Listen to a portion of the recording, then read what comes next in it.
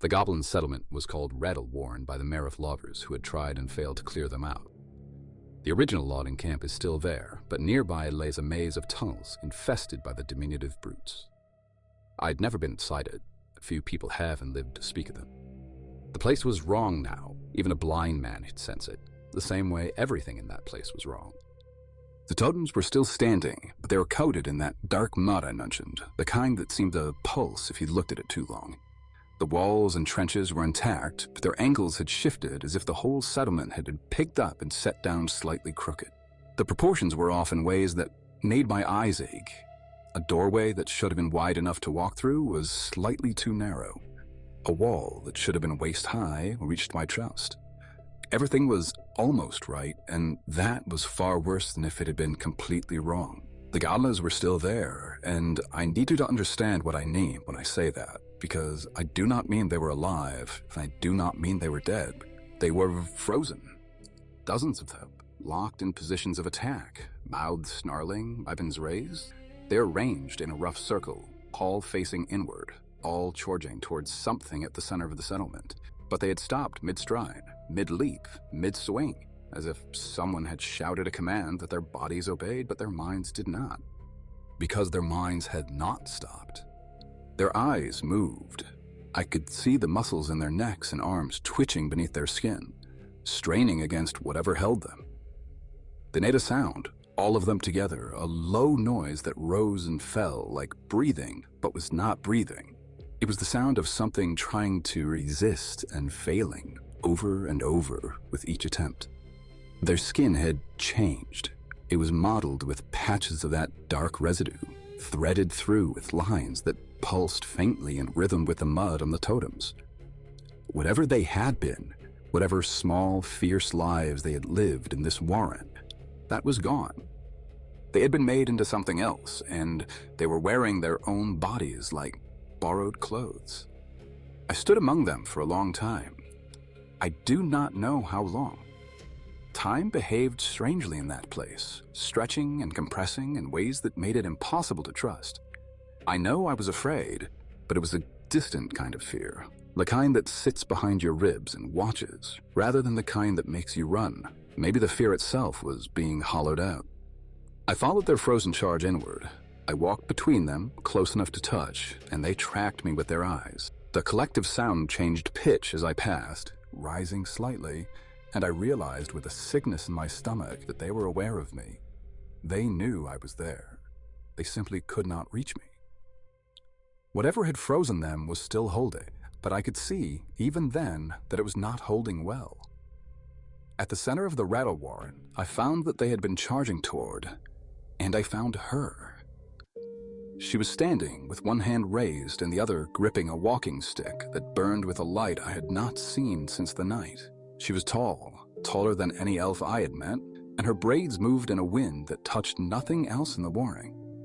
She was wearing traveling clothes, simple and practical, the kind of thing you would expect on someone who had been walking a long road with no particular hurry to reach the end. Her face was the part I cannot describe properly, though I am trying. She was not fighting, and she was not afraid. Her eyes displayed the kind of sadness that comes from watching something you love very much come apart in your hands. Yet you know both that you cannot stop it, and that you must try to save it anyway. I knew her, but I cannot prove that to you. I cannot point to a specific memory and say, there, that was her. I saw her face, and it was this face. But I knew her the way you know the sound of rain on a roof you grew up under, the way you know which direction home is, even when you are lost.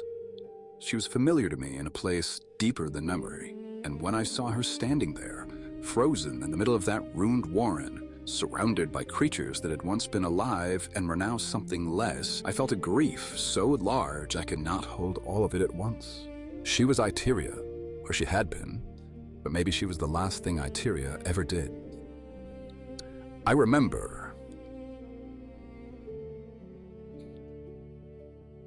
and I think that is why I did not run when I still could have. Whatever she was doing there, whatever she had been trying to save, she had not done it for herself. I believed that what I was seeing was the moment she tried to save the goblins. This perversion had come for them. perhaps before it came for anyone else, and she had been there. She'd stood in the middle of their home and raised her hand and poured everything she had left into holding it back. And she had failed. And the place of preserve that failure, frozen it, kept it rung in him a loop like a song that cannot find its ending. The light from her staff was the ward that held the goblin in place. I could see it flickering, dimming and recovering, dimming again, the candle in a draft that never quite goes out, but never quite stays lit either. It was the only thing keeping those twisted creatures from finishing their charge, and it was losing. Around her feet, arranged in a careful circle of the ground, were small objects. I recognized them immediately because I had seen them in every shrine and tea house and wayside camp from Freewind to the Plains. Compass rose tokens, journey stones, a cracked teacup with her sigil on the side, the kind she was sent to share with travelers before sending them on their way. They were not grand artifacts or arcane devices. They were the small, practical gifts of a goddess who believed that the best blessings were the ones you could carry in your pocket. She had placed them there, deliberately, I'm certain of that, in her last moments, or in whatever passed for her last moments in that place outside of time. She had arranged her keepsakes in a circle and left them for whoever came next. She'd always been like that, from every story I had ever heard. She could not solve a problem without also leaving a gift behind, some small provision for the next traveler on the road, because she believed with absolute conviction that there would always be a next traveler. I stood there looking at her face and at the circle of relics at her feet, and at the twitching, straining goblins surrounding us, and I understood that I was standing inside a trap. There was also a gift, and I did not know which one would find me first. The place knew I was there. I did not need the goblins, though they knew as well. I mean the place itself, the wrongness that held the warren in its teeth. It responded to me the way a sleeping animal responds to a sound, not fully awake, but aware and turning toward what had disturbed it.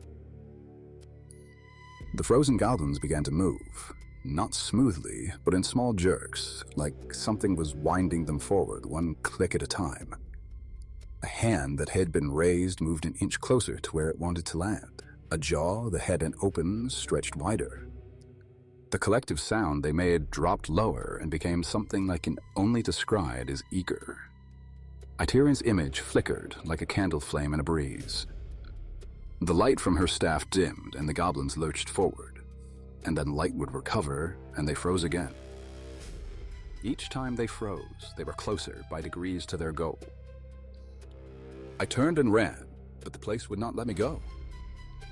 The train folded and the paths curved and every direction led back to the center, back to her, back to the circle of small gifts at her feet. I tried 3 times, and 3 times I ended up where I started. Each time I returned, the goblins were closer and the light was dimmer. The mud was climbing my boots.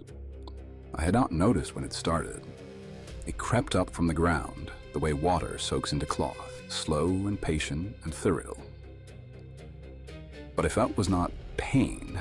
It was more like my thoughts began to lose their edge. Memories that had been clear and solid my entire life started to soften and blur, as if they were being viewed through water. I could still remember my name, but it felt less like my name and more like a word I'd heard someone else say. I could still feel my body, but it felt less like my body and more like a room I was standing in that happened to be shaped like me.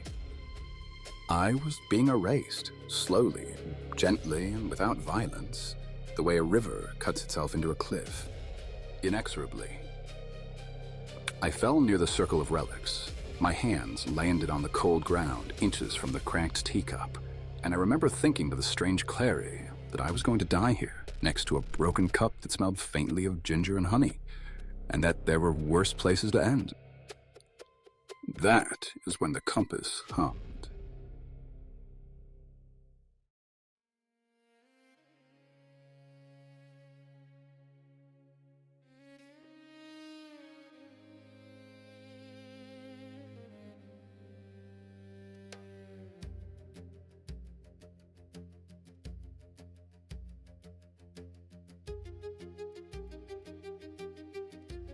The ornament on my walking stick, the little compass rose, a token of Itira's faith that was cold and dead since the night, began to resonate. Not brightly, not with any great display, but with a small warmth. It hummed against my palm, and the hum traveled up my arm and settled in my chest. And for a moment, the Frigain stopped. I remembered my name, and it was my name again. I grew back into my body. I was me again.